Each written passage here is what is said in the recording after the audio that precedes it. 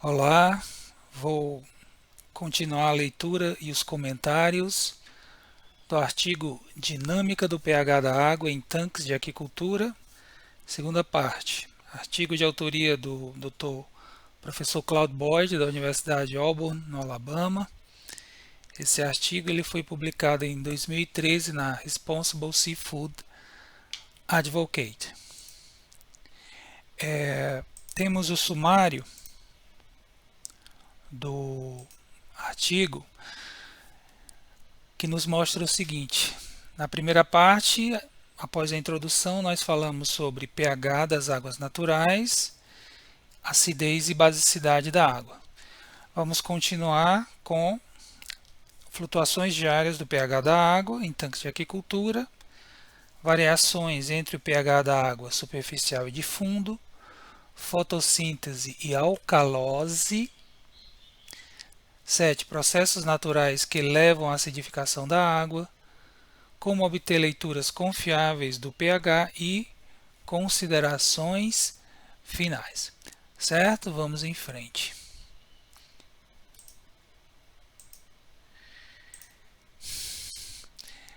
Então, flutuações diárias do pH da água em tanques de aquicultura. Como nós vimos, o pH ideal da água para a maioria das espécies cultivadas de organismos aquáticos varia entre 6 e 8,5.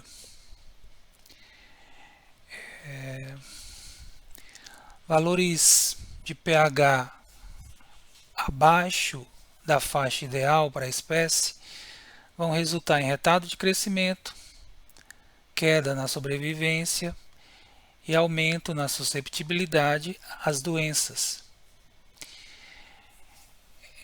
Por conta da fotossíntese, naturalmente o pH sobe durante o dia em tanques e viveiros de águas verdes.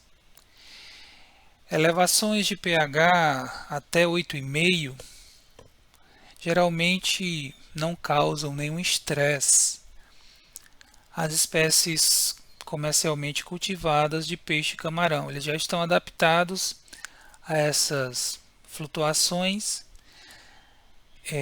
que ocorrem diariamente, desde que não ultrapasse, no caso do limite superior, 8,5. Agora, se você tiver uma exposição mais longa do animal a valores de pH iguais ou superiores a 9, isso vai trazer malefícios para o desenvolvimento, para a sobrevivência, para a imunidade do organismo. É preciso deixar claro que, do mesmo modo que a acidez causa estresse, basicidade também. Como nós vimos, os pontos letais ácido e básico para a maioria das espécies de organismos aquáticos e animais aquáticos, 4 e 10, respectivamente. Então, essas flutuações diárias no pH da água dos viveiros vão ser o resultado da remoção de CO2, de gás carbônico, pelas plantas, pelo fitoplâncton, ao realizarem fotossíntese. Você tem aí dois processos que ocorrem simultaneamente. A fotossíntese remove CO2, a respiração do próprio fito, dos animais, das bactérias, libera CO2 para a água. Então, durante o dia, nas águas verdes, por conta da luminosidade, é comum que a remoção de CO2 supere a liberação. Com isso, as concentrações de CO2 caem e o pH sobe, porque o CO2 ele deixa de produzir o ácido carbônico, obviamente porque ele foi removido, ele foi absorvido pelo fitoplâncton. Então, existe essa reação ácida do CO2 com a molécula de água, formando H2CO3, que é o ácido carbônico, de tal modo que, enquanto durante o dia o pH sobe, porque a fotossíntese supera a respiração, em outras palavras, a remoção de CO2 é maior do que a liberação, à noite acontece o inverso. Você não tem mais fotossíntese, você só tem respiração, portanto, somente liberação de CO2, as concentrações vão se elevando, mais CO2, mais ácido carbônico, menor pH. De tal forma que ao amanhecer, você tem as maiores concentrações de CO2 e o menor pH diário. Então existem essas flutuações diárias que são naturais. A questão aí é quanto sobe, quanto desce. Isso vai depender muito da densidade de algas e da alcalinidade total da água. Então a gente tem um ponto de máximo de pH, que é meio final da tarde, e a gente tem um ponto de mínimo de pH, que é ao amanhecer.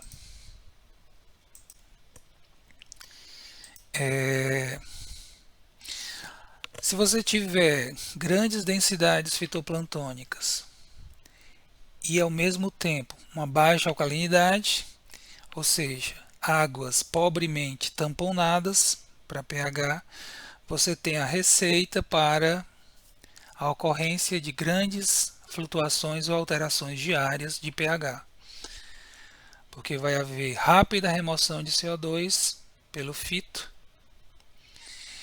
Essa massa fitoplantônica produz muita matéria orgânica, que à noite, em decomposição, juntamente com a respiração dos macro-organismos e do próprio fito, libera muito CO2.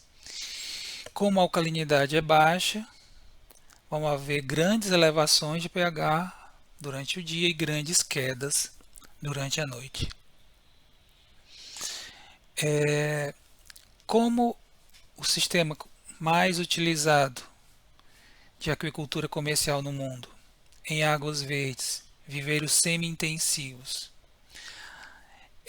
você tem essa característica da alta densidade fitoplantônica. O fator que vai ser decisivo para dizer se vai haver ou não grandes flutuações de pH vai ser a alcalinidade da água. Se nessa grande densidade, alta densidade fitoplantônica, a alcalinidade for baixa, grandes flutuações diárias, estresse por pH muito alto durante a tarde, estresse por pH muito baixo durante a noite ao amanhecer. Agora, se a alcalinidade já for maior, pelo menos 50, 60 miligramas por litro, aí você já vai ter alterações menores de pH. Nós temos uma figura que ilustra muito bem isso que estava falando agora. O que é que a gente tem aí? Tem uma escala de tempo, né? O ciclo de 24 horas, no eixo horizontal 6 da manhã, meio-dia, 6 da tarde, meia-noite, 6 da manhã do dia seguinte. E no eixo vertical, uma escala de pH, no caso aqui de 4 a 10. Justamente a faixa compatível com a vida aquática. Aí tem aqui duas áreas, dia e noite, né? Duas linhas, a linha vermelha, alterações de pH no ambiente de baixa alcalinidade, e a linha azul tracejada, alterações de pH no ambiente em um tanque de alcalinidade moderada ou maior alcalinidade. Então, durante o dia, como a fotossíntese supera a respiração, você tem um balanço negativo de CO2, ou seja, mais CO2 é removido do que é liberado para a água, então a concentração de CO2 diminui, o pH aumenta. Quanto vai aumentar o pH depende, como estávamos falando, da alcalinidade da água. Na alcalinidade baixa, o pH subiu muito, se aproximando de 10, enquanto que na alcalinidade moderada ele subiu, mas não chegou a 9. Durante a noite não tem fotossíntese, apenas respiração. Um balanço aí positivo de CO2, portanto, só incremento, só aumento de CO2, mais CO2, mais ácido carbônico, menor pH. O pH cai nas duas situações, só que cai muito mais no tanque de baixa alcalinidade em comparação com o tanque de alcalinidade moderada. Certamente, nesse viveiro ou tanque de alcalinidade baixa, por causa das maiores flutuações para cima e para baixo de pH, o estresse animal será maior. Isso vai forçar, né? Vai desafiar o organismo animal a se adaptar a condições mais extremas, no caso de pH. Enquanto que no tanque ou viveiro de alcalinidade moderada ou uma alcalinidade, as menores flutuações vai levar um maior conforto osmótico para o animal. Ele consegue realizar suas atividades biológicas, a começar osmorregulação, respiração, alimentação, de forma mais satisfatória, certo? Vamos continuar. Vamos passar agora para o ponto 5 deste artigo, que ele vai tratar variações entre o pH da água superficial e de fundo. Vamos lá.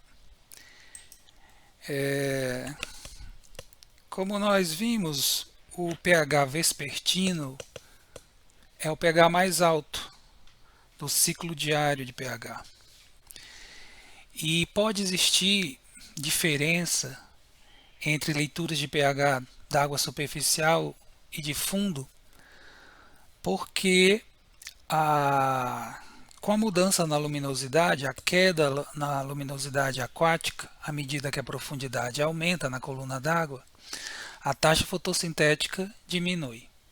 Com isso, a remoção de CO2 da água, que faz o pH subir, também será menor.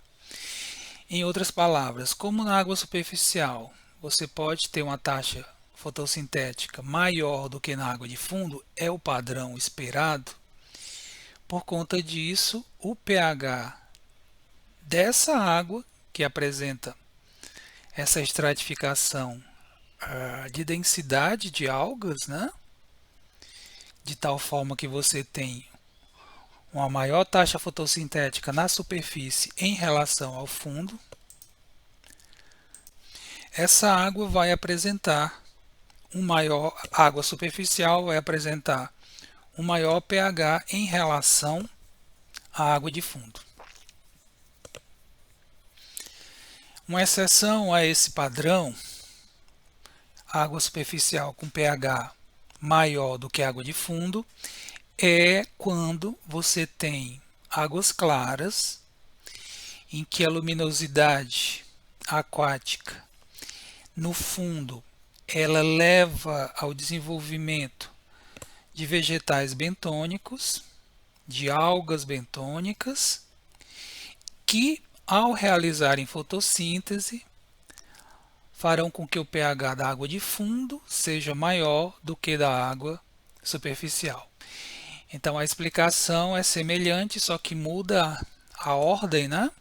Porque simplesmente você, ao invés de ter o padrão, a regra, né? A norma, que é a maior massa vegetal na superfície, nesse caso que estamos falando agora, que é uma exceção, a maior massa vegetal, não fitoplantônica, mas de algas bentônicas, ela está, pelo nome diz, o próprio nome diz, bentônica está no fundo.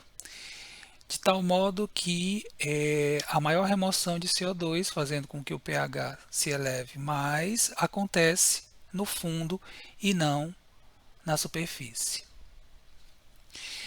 Uma maneira a maneira mais efetiva, mais objetiva de se desestratificar a coluna d'água, tanto do ponto de vista físico-químico como microbiológico, é fazer a mistura completa de massas d'água.